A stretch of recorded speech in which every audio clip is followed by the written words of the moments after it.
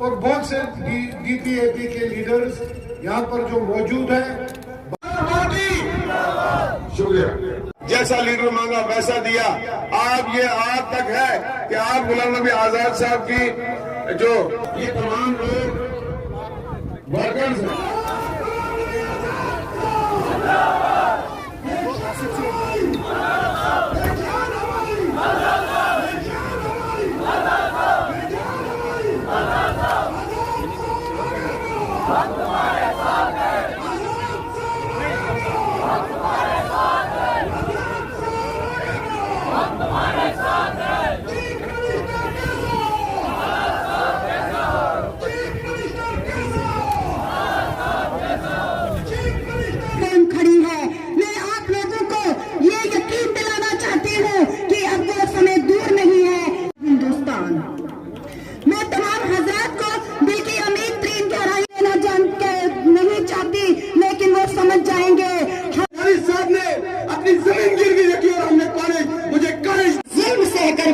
بغاوت کیوں نہیں کرتے؟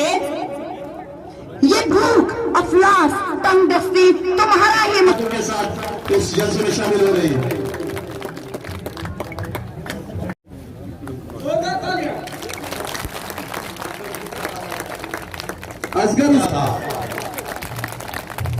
میں اس سٹیج کی وساطت سے مسلم سکھ اتحاد DPAP زندہ باد بوڑی تا آزاد صوبن روشن نام بازیت گئی برباد DPAP زندہ باد.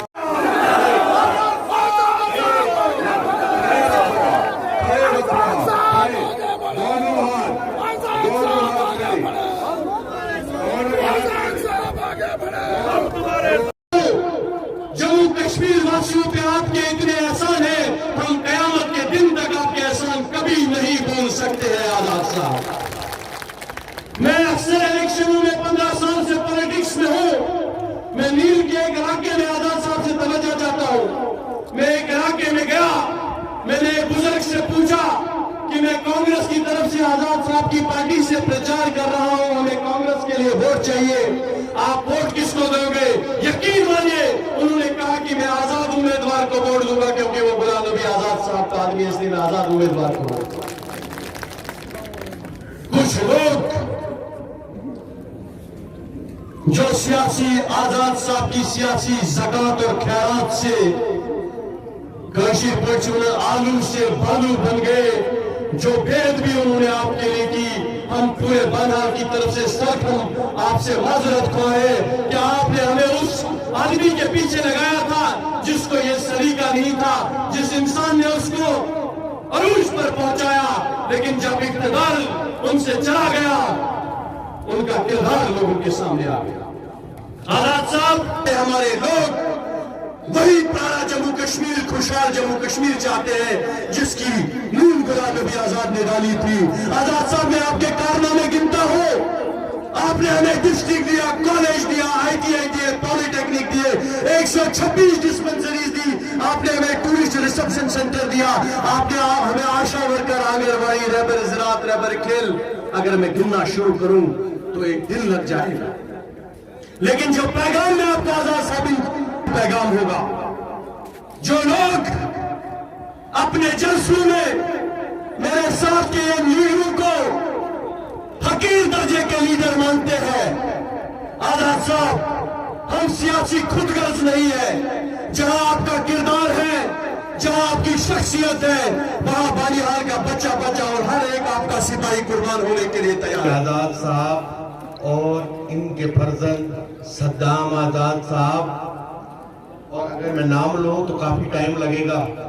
آزاد صاحب، ان کے ساتھ آئے ہوئے جتنے بھی معزز آدمی، ان کے ساتھ جتنے بھی منتری ہیں، میں ان کا تہ دل سے شکریہ ادا کرتا ہوں. آزاد صاحب، میں ایک پیغام آپ کو دینا چاہتا ہوں. ہماری ابھی 300 گاڑیاں پیچھے ہیں. خدا کی قسم انہوں نے کہا اگر آزاد صاحب نے ہمارے آنے سے پہلے تقریر کی تو ہم یہیں سے واپس چلے جائیں گے. میں مہربانی کرتا ہوں آزاد صاحب سے کہ اگر رات بھی لگ جائے گی قسم خدا کی آزاد صاحب کے لیے ایک بھی بندہ اوپر نہیں اٹھے گا. بچوا باسن آزاد صاحب نے بروٹھی گیری کا اگر رات تے لگے تلوہ تلیو تو انشاءاللہ آزاد صاحب زندہ باد, آزاد صاحب زندہ باد. اور آزاد صاحب نے جو کام ہمارے علاقے میں کیے ہیں نا وہ کسی نے نہیں کیے. یہ سب لوگ آزاد صاحب کے کاموں پہ, آزاد صاحب میں ایسے ایسے علاقوں میں ہم چلے گئے جب ہم آپ کا پیغام دینے کے لیے گئے کہ ہماری سرزمین پہ پہلی بار آ رہے ہیں, تو ایسے ایسے تنگ روڈ دیکھے جنہوں نے کہا کہ آزاد صاحب ہی ایک ایسا ہے جنہوں نے ہمیں منگت مہو تک روڈ پہنچایا. یہاں میں نیر علاقے میں چلے گیا تو میکسیمم لوگوں نے کہا دردہی ایک بہت اونچی جگہ پہ جہاں تک آج تک روڈ نہیں گیا, کہتے ہیں چکا سربگنی کے لوگ جن نے یہ کہا کہ آزاد صاحب کو ہمارا یہ پیغام دو, آزاد صاحب ہمیں آزاد کر لو. آزاد صاحب کی کوششیں انشاءاللہ اگر زندگی رہی آزاد صاحب آنے والا سی ایم ہے. آپ لوگوں کو اٹھانی پڑی کا صحیح بات ہے غلط ہے, وہ پیچھے بڑھ لو, آپ بتایا صحیح ہے غلط ہے. کتنی پریشانی اٹھانی پڑی, کتنی حالت انہوں نے خراب کر دی ہمارے نیشنل ہائی وے کی. اور یہ جام جو ہمارے اپوزیشن کی جتنی بھی پارٹیاں ہیں, چاہے وہ نیشنل کانفرنس ہے, چاہے وہ کانگریس ہے, چاہے وہ نیشنل کانفرنس ہے یا PDP ہے, یہ وہ جماعت ہماری ہے جو آج نبی آزاد صاحب کے ساتھ ہے. کیا صحیح بات ہے؟ میں مہو کا لوگوں کا مگترار مہو بزنا یا تیام کھڑی کا گاس کی کھونا کرنا بزنا اس ایریے کا شکریہ کرتا ہوں لوگوں کا. پھر جا گیا. ابھی دیکھو جاسوسو, تم نے جو روڈ آج بند کیا تھا, ہمارے لوگ پیدل میرے وطن ہو رہا تھا, بھوکے پیاسے لوگ پہنچیں گے. خدا کی قسم آزاد صاحب آپ کا یہاں آنا اور غریبوں کا جنزیرہ بنانے لے آئے لوگوں نے انشاءاللہ. ابھی جو الیکشن یہاں بنیاد سے لانے والے ہوں گے, میں آج ہی بول دیتا ہوں اپنی اپنی جگہ پہ واپس رہ جا, اپنی عزت بچاؤ. یہاں پہ اور کچھ ہونے والا ہے, بہت انصاف ابھی تک کیا تھا آپ لوگوں نے ہمارے ساتھ. تو میرے دوستوں ابھی تو 450 گاڑی نے جان بوجھ کے روکی ہے, 450 گاڑیاں. انشاءاللہ یہاں کی سیٹ ہوگی اور ہم نے یہاں سے جیتنا ہے. ہم میں سے یہاں میری ذمہ داری جو ہے اسٹیٹ لیول کی ہے, لیکن یہ لیڈر جو آپ کے سامنے ہیں یہ دن رات آپ کے لیے کام کریں گے, اور پہلے بھی کیا تھا. جب کرونا آیا اس وقت مجھے بتائیے کون لیڈر آپ کے یہاں بنحال کا تھا جس نے وہاں سے آپ کو گاڑیوں کا انتظام کیا؟ ہم نے کیا. یہاں مجھے ایک غلطی ہو گئی جب میں نے کورونا میں جو ہے آکسیجن کنسنٹریٹر دے دیے. اس جلسے کے بعد مجھے لگتا ہے مجھے اس وقت وینٹیلیٹر مشینیں بھی دینی چاہیے, کیونکہ اس وقت جو ہے وہ لوگ سوچتے ہوں گے ہم اتنے بڑے لیڈر تھے, ارے یہ تو چھوٹے موٹے لیڈر ہیں. لیکن دیکھیے یہ آپ لوگوں کے چہروں پہ نظر ڈالیے, یہ آنکھوں میں آنکھیں ملا کے دکھائیے کہ لوگوں کے جذبے ابھی تک ایک بندہ جو ہے اٹھا نہیں ہے. یہ آپ کی محبت ہے, آپ لے کر وہ لیڈر چاہیے کانسٹیٹوئنسی کے لیے نہیں, اسٹیٹ کے لیے چاہیے, اور جو ہر دھرم کو, ہر مذہب کو, ہر علاقے کو اندھے کی طرح نہیں دیکھے, 2 آنکھوں کی طرح دیکھے.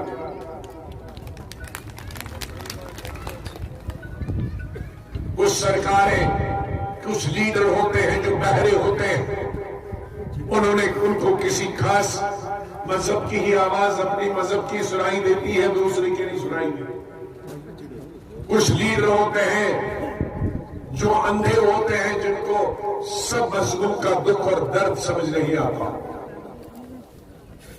مجھے شرم آئے گی اگر میری پارٹی میں کوئی اندھا اور بہرا لیڈر ہوگا. ہمارے حالات اور خراب ہو.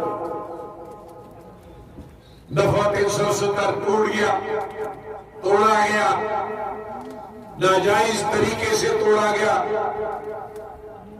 یہ کہنا غلط ہوگا کہ اس کا فائدہ صرف کشمیر کو. کوئی بھی قانون کسی علاقے کے لیے نہیں ہوتا. اس کا فائدہ جتنا اگر کشمیر میں تھا اتنا ہی جموں میں تھا.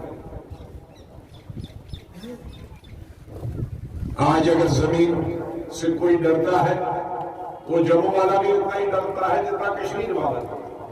آج اگر کوئی باہر والا نوکری نہ کرے تو اتنا جموں والا بھی اتنا ہی چلاتا ہے کشمیر والا. پھر اسٹیٹ کے دو حصے کیے. ایک شرمناک چیز کی، ہندوستان کی سب سے بڑی ریاست، ہندوستان کی سب سے مشہور ریاست، ہندوستان کی سب سے خوبصورت ریاست، اس کو دو حصوں میں کیا. مغل بادشاہ نے، اکبر بادشاہ نے ہماری ہندوستان کی سرحدیں بڑھائی، لیکن وہ یہاں کی سرحدیں نہیں بڑھا پایا کہ اتنا بڑا کشمیر تھی. اس وقت میں بھی ریاست رہی. سکھ ان کی حکومت سالہ سال رہی تو بھی ریاست رہی. مہاراجاؤں کی ریاست رہی. مہاراجاؤں کو میں مبارکباد دیتا ہوں کہ انہوں نے اس ریاست کو توسیع دی. ان کے وقت میں اور آج 75 سال بعد اس حکومت نے اس کے دو ٹکڑے کر دیے. اس کا نقشہ میری تقریر آپ نے سنی ہوگی پارلیمنٹ کے اندر. اس کی شکل اور صورت مسخ کر دی، ہماری پہچان مسخ کر دی.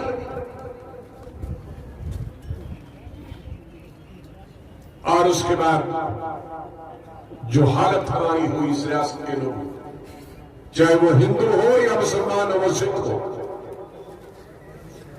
سب کے ساتھ برا سلوک ہو. بیکاری اور بے روزگاری کا دور دورہ،